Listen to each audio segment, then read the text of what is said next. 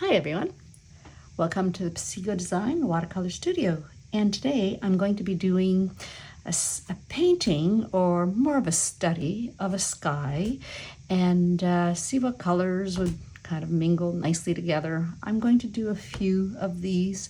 For example, just to show you, I often like to do something like this. I just separate them and I do individual swatches on each. And what I'm testing for is color and how the watercolors flow together when you mix them with water, without water. This, all kinds of different little experiments. And they're very useful to instruct you as to what you may want to do in a full, large painting. So let's get started. For this video, I'm only going to do one on this paper, and the one that I'd like to try would be something that has to do with a nice yellowish, orangey sort of sky that is kind of odd, maybe, but yeah, let's just see what it does. So I've got here the Prussian blue, but it's not going to go into the sky unless it's a gray. But the Quin red and Nicolazzo yellow is what I'm going to be starting with. And I have that in my little palette here. I have a very liquidy mixture. Both of these are actually very liquidy. This one, the red, there's more pigment in here, and I don't know yet exactly how much I'm going to use of it. And also the blue, but again, the blue is just going to be used to neutralize. Not typically the colors you would expect to see in traditional watercolor painting of landscapes, certainly not these bright colors, but I thought that it would be interesting just to see what happens. So these are some of my favorite colors, and so I'd like to see how that works. So let's go. I've got water on here, and I've left a line of water here just to show you that it's wet up from here on up, but not down. So that means that the color, when I start to apply it, will run down to here and then stop. Also, with skies, landscapes like this, you may want to elevate your board a little bit, which I will try to do here. All right. And it's really just to let the watercolor flow down on your paper as opposed to just sitting there in a pool. So let's start. Let's start with a little bit of that yellow. And I just want to apply it lightly in different areas. And then I'll take some of that red and apply that around the yellow that I've just put down. Now you're going to say that's pretty bright for a sky, and yeah, sure, yeah, but we can tone it down though, right? We can add these very bright colors. They will help to build the atmosphere of the painting that we are doing, and then as we continue, then we will judge how neutralized we want it to be. And I'm keeping some of that yellow in the middle. I'm also going to bring a little bit more over here. And in the edges, it'll probably be dark in there, so let's just put some of that red in here. All right.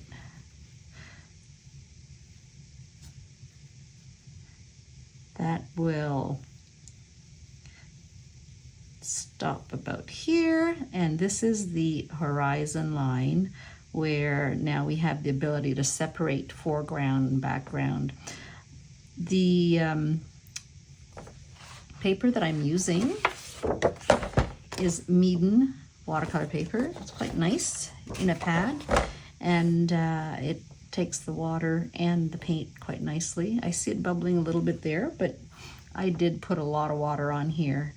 In another exercise, for example, as a test, I would try it again, maybe with no water.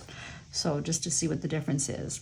All right, so as this dries a little bit, we're going to just let the water drive the movement of the colors, and as it dries, it'll just all settle in.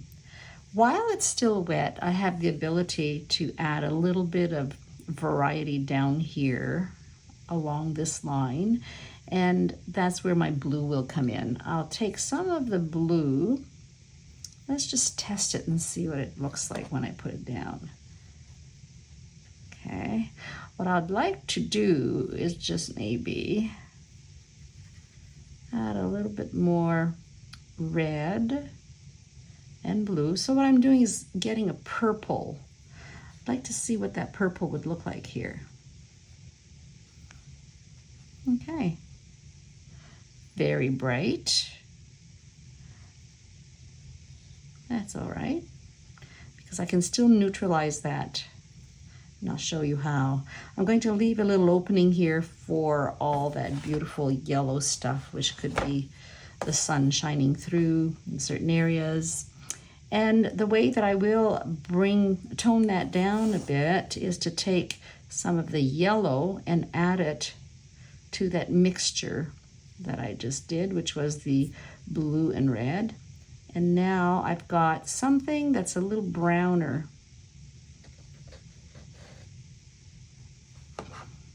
And that's kind of maybe a little bit more in line with the painting. But the purple, the violet, will also settle in quite nicely with that background anyways. And we'll see what that looks like as we let it dry. But before we even let it dry, I want to pull some of that really nice color down here into the painting. It's really just to give at least an idea of that foreground, maybe some hills or some effect of landscape here. And I don't need a lot. It's really just a little bit of color from what I just laid down, and we can always adjust that later as we get into the painting. That could also be shadows of the trees in the background.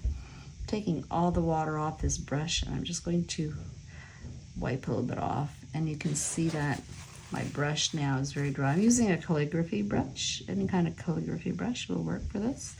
So, and here just to maybe reconnect that.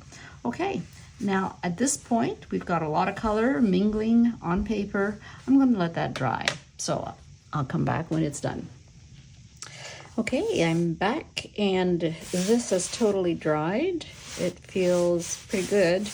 There's still a few little bumps there, so it means that it must still be a little bit damp on the inside, but the top is definitely very dry. And I don't want to do too much more, but I will add some emphasis on the edge over here of that forest. And how I'm going to do that will be to add a little bit more contrast there. So the contrast, this is what I used to do some of the colors that are here the last time. And I'm just going to add more blue to that color. And where I've just added some color on the bottom here, I will just go ahead and add some of that darkness here. And this just gives me another dimension, basically, something in front of whatever is behind. And whatever is behind is a little further away, so it's a somewhat more subdued, and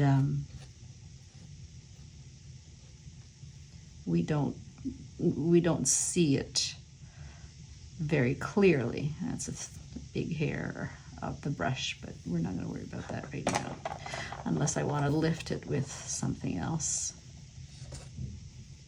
Yeah, it'll fix itself.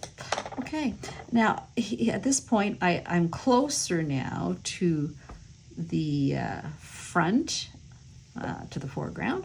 So what I'd like to do is just add some of those little shapes that are now a bit more precise, and it's really just to give a little bit of an effect of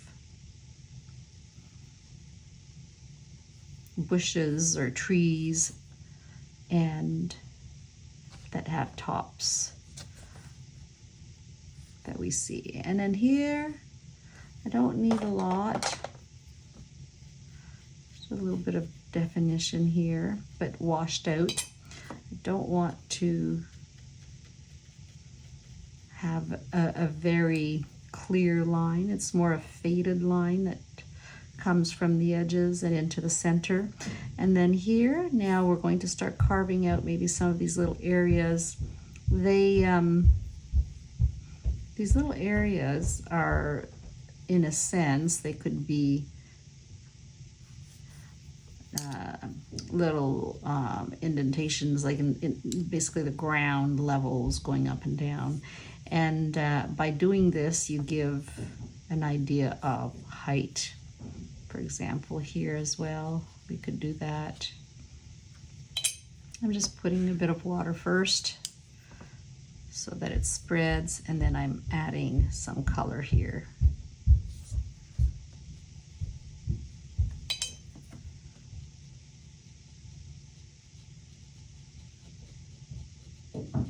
Taking that hard edge off the tip here. All right. And let's just add a bit more water towards the front, maybe to put a little bit of that contrast here as well. And you notice I say the word a little bit a lot. Simply because watercolor goes far, and the more we put pigment on paper, especially in a delicate painting like this, you could easily, very quickly lose the mood. And this is basically a mood painting. We want the sky to be really nice and bright. We have some shapes in the background that are darker. And then I could even add maybe up here now a little bit of that color, which is the gray. This would just be to make sure that I have something that balances the foreground with the background. And by adding just a little bit of grays like this, we're incorporating the background into the foreground. And it's not going to be a lot. And I want it to be loose. I want this to just be little currents of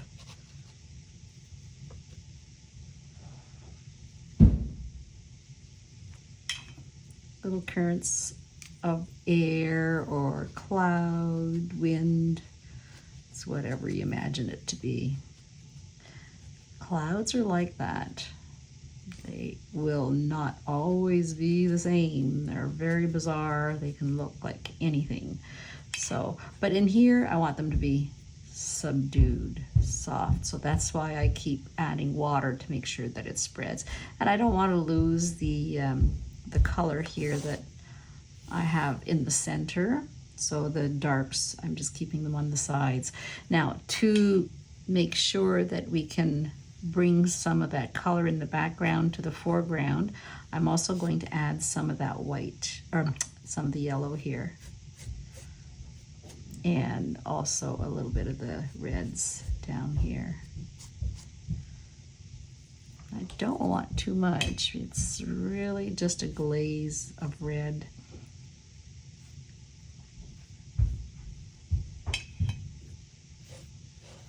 And I don't really want to lose the glow that we're getting from this.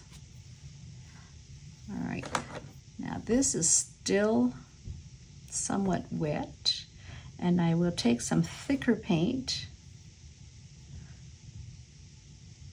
something that's a bit thicker. I'll take all the water off my brush so that all I have is pigment, some heavier pigment here.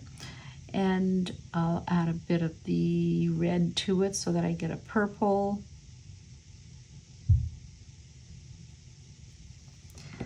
And I'm just going to add some more contrast here. Not everywhere. Who knows what this is? I'm just adding it for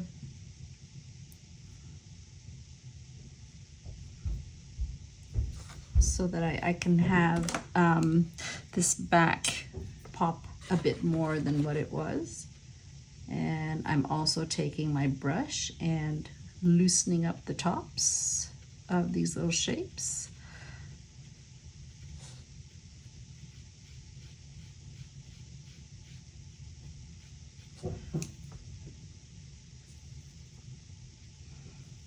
And maybe a little bit more here. Oh, there we go.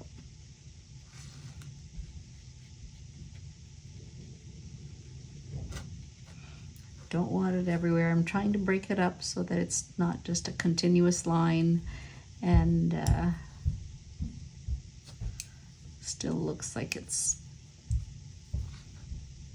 wet here, so I can, for as long as it's wet, we can add a bit more color. And smoothing out the edges as we go along. Okay, so I'm going to let this dry and see how that looks like once it's all settled in.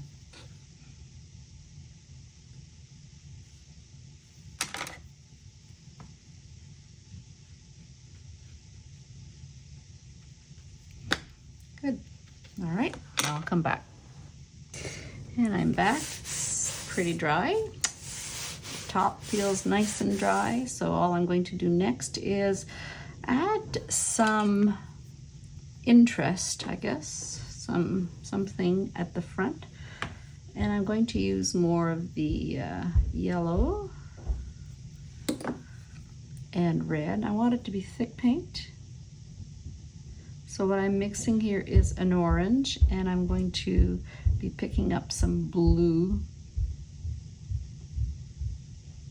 to turn it into a brown.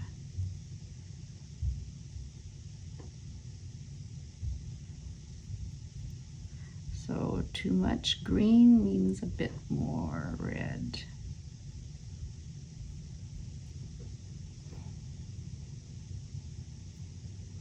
Okay, that's a nice yellow brown.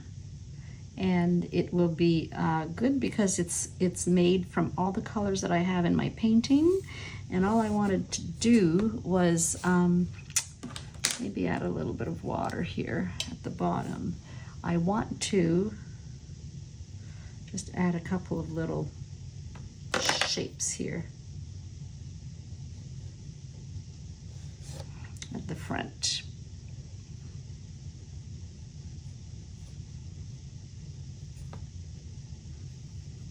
And I'm going to pull in some of that pure blue just to darken the base.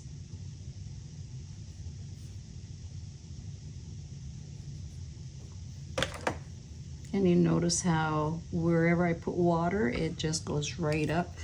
And I have a calligraphy brush here, but I could also use, what's nice is, let's see if I have it at hand, is a liner. This one, let's try this one, or maybe this one. Yeah. Okay. A very, very fine liner, and all I wanted to do here is add a little bit of texture to give something, give it a little bit more interest. So I'm grabbing some of that red and something that is, it's just really not going to be very defined. It's just shapes. And we can pull that out a bit. Can also move that with our big brush. Add more water. Just forming little shapes in the foreground.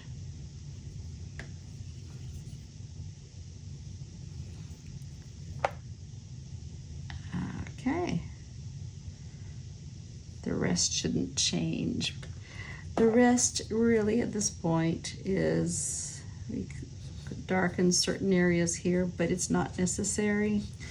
And if I do that too much, then I will lose these nice shapes here. So I don't want to lose those, okay. And that's it. Notice also the colors that I added at the end, which were it was a bit of the blues, like violets up here. Basically just to give it a little bit of shapes of like cloud shapes, so that the sky isn't so perfectly red and yellow, right? And that does help to just break it up.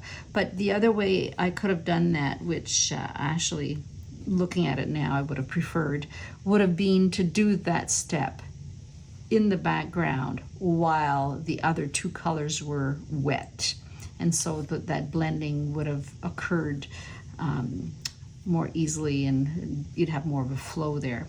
But that's it for this one. And as I said before, these are studies, and the more these you do, the more you learn, the more you experiment, the better they'll get. And yeah, just have fun with them. All right, thanks for watching.